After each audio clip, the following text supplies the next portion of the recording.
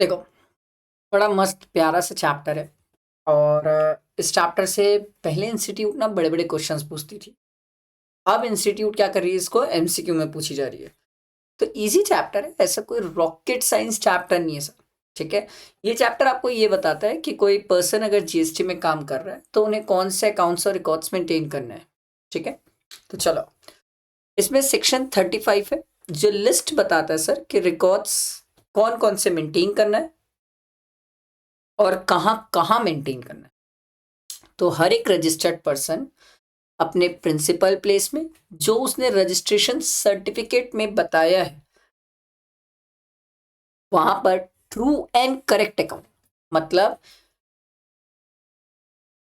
चोरी चमारी वाला account maintain नहीं करना है। True and correct account of सब चीज, कितने गुड्स बनाते हो, कितना इनवर्ट सप्लाई है, कितना आउटवर्ड सप्लाई है, कितना स्टॉक मेंटेन करते हो, कितनी आईटीसी है, कितना आउटपुट टैक्स लाइबिलिटी है।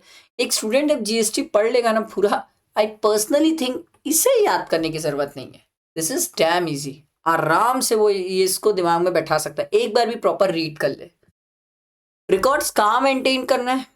ईच प्लेस ऑफ बिजनेस, जहां जहां आप बिजनेस करते हो वहां वहां मेंटेन करो सर। ठीक है। अगर रिकॉर्ड्स कहीं और पाए गए जिसको आपने डिस्क्लोज नहीं किया था कि भाई हम यहाँ पर भी रिकॉर्ड्स मेंटेन करते हैं, और उस जगह में भी आपके अगर रिकॉर्ड्स पाए गए, तो सरकार बोलती है मान के चलते हैं कि वो रिकॉर्ड्स आप ही के हैं। क्योंकि कई लोग होते हैं जो चोरी चकारी के लिए अपनी आधी बुक्स कहीं रखते हैं, आधी कहीं रखते हैं, कच्चा पक्का बोलते हैं जिसको।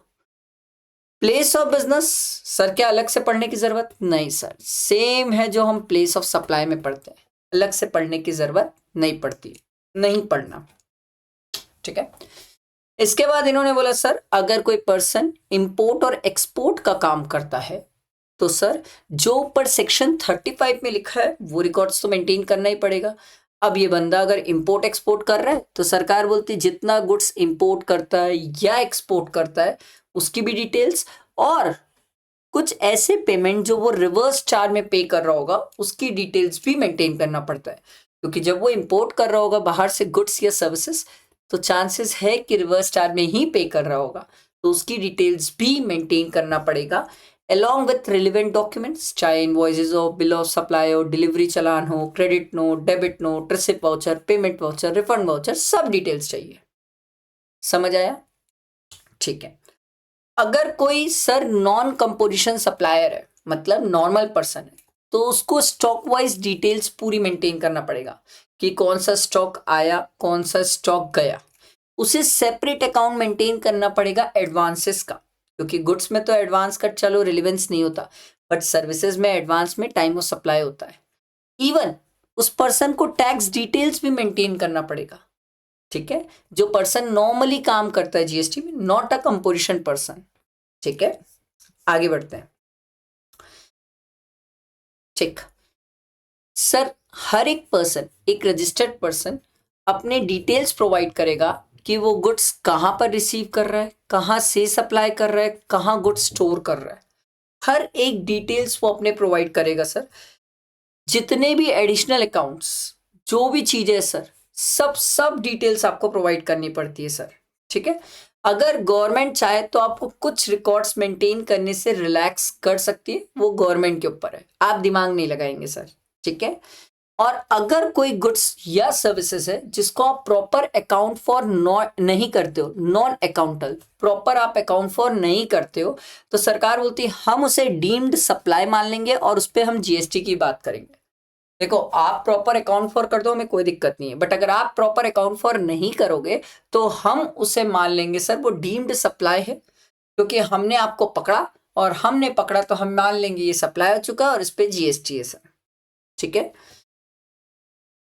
Tax payable on goods stored at undeclared place.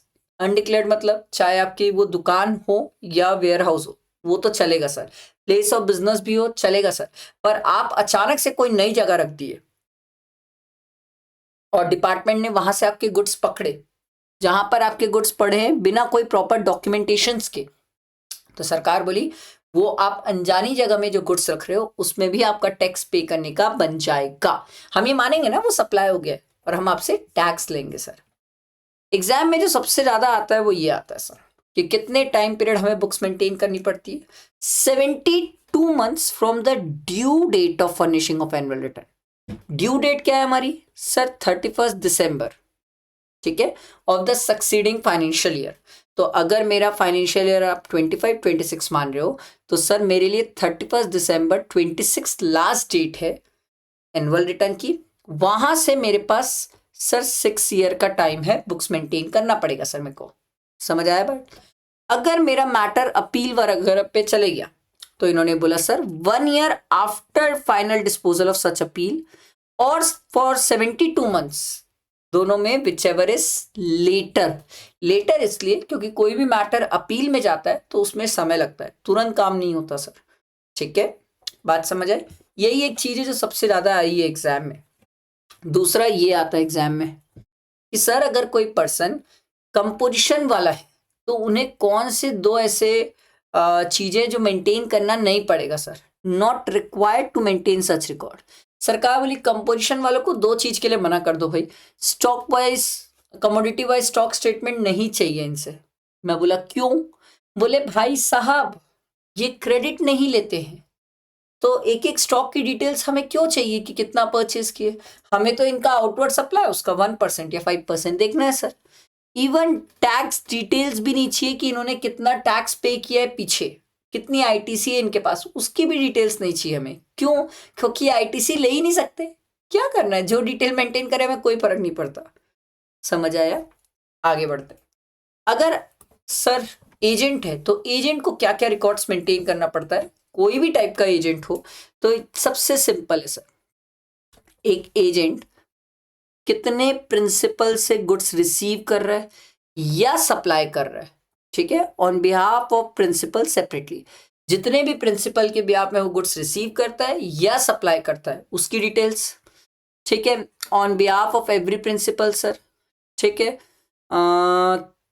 Goods सब रिसीव हो रहा है और ये सप्लाई हो रहा है, ठीक है, कितना वो अपने नाम पे भी सप्लाई करता है वो डिटेल्स भी मेंटेन करनी पड़ती है। एकदम एजेंट का तो सिंपल याद रखा करो, कितना वो अपने नाम पे सप्लाई करता है, अपने नाम से रिसीव करता है, कितना दूसरे प्रिंसिपल के नाम पे रिसीव करता है, दूसरे प्रिंसिपल के नाम पे सप्लाई करता है। Detail of account furnish to every principal, क्या क्या वो प्रिंसिपल को डिटेल्स मेंटेन करके देता है और कितना वो टैक्स पे करता है। समझ आया? मैन्युफैक्चरर सर ऊपर तो रिकॉर्ड्स जो मेंटेन थे वो करेगा ही सर, बाकी और भी जितने भी गुड्स वो मैन्युफैक्चर कर रहा है, जितने वेस्ट हो रहे हैं, बाय प्रोडक्ट्स है, सब डिटेल्स वो मेंटेन करेगा। सर्विस वाला पर्सन सर जहां जहां वो सर्विस यूज कर रहा है, यूटिलाइजेशंस कर रहा है, कितनी इनपुट सर्विस ले रहा है, कितना आउटपुट सर्विस दे रहा है, सब डिटेल्स मेंटेन करेगा। Carrier and carrying forwarding agent sir, carrier मतलब transporter, carrying and forwarding agent मतलब वो होता है सर जो कंपनी अपॉइंट करती है, जो कंपनी के बिहाफ में गुड्स को उनके आगे कैरी फॉरवर्ड करता है सर। तो वो डिटेल्स मेंटेन करेंगे कि कितने गुड्स उनको रिसीव हुए कंपनी से, कितने गुड्स उन्होंने आगे सप्लाई किए, ये सब डिटेल्स। वर्क कॉन्ट्रैक्टर ठेकेदार है तो इसको तो ये बताना ही पड़ेगा सर, वर्क कॉन्ट्रैक्ट किसके किसके बिहाफ में ले रहा है सर, क्या क्या रिसीव कर रहा है, क्या क्या यूटिलाइज कर रहा है, कितना पेमेंट्स आ रहा है, ठीक है, कौन कौन इसके सप्लायर है, सब डिटेल्स मेंटेन करना पड़ेगा। ठीक। Owner operator of warehouse और ट्रांसपोर्टर, इन लोगों को मेंटेन करना पड़ेगा कि सर कितना गुड्स इनके वेयर हाउस में आ रहा है, गोडाउन में आ रहा है, जा रहा है, सब डिटेल्स। अब इसमें एक बात ध्यान रखना कि सर वेयर हाउस और ट्रांसपोर्टर के केस में चाहे आप रजिस्टर्ड हो या ना हो, इससे कोई फर्क नहीं पड़ता, आपको डिटेल्स मेंटेन करनी पड़ेगी। ठीक है, इसके बाद ये सब आप ना भी पढ़ो तो भी चल जाता है। हाँ, इसके बाद ये बात ध्यान रखना कि sir no entry to be erased और ओवर रिटन। आप कोई भी डिटेल्स जो भी रिकॉर्ड्स मेंटेन कर रहे हो, कोई भी एंट्रीज को ना डिलीट कर सकते ना ओवर राइट कर सकते, अलाउड ही नहीं है, अलाउड ही नहीं है सर। लोग करते हैं, हाँ करते हैं, बट करना अलाउड नहीं है। देखो लोग कुछ भी करे बट करना अलाउड नहीं है, बिल्कुल भी अलाउड नहीं है सर, एक बूंद अलाउड नहीं है। ठीक है, प्रिजर्वेशन ऑफ रिकॉर्ड्स अभी हम ऊपर पढ़े हैं सर, ठीक है, और अगर आप इलेक्ट्रॉनिक रिकॉर्ड्स मेंटेन कर रहे हो तो उसका बैकअप वगैरह प्रॉपर होना चाहिए, ऑडिट ट्रेल वगैरह प्रोड्यूस करना पड़ेगा सर। आई बात समझ? अकाउंट्स रिकॉर्ड सबसे प्यारा छोटा सा चैप्टर, एग्जाम वाले दिन भी इसको इतना ही टाइम देना, इतना ज्यादा टाइम मत दे देना सर। आई होप क्लियर हुआ होगा। लाइक करना, फ्रेंड्स को शेयर करना। चलो, थैंक यू।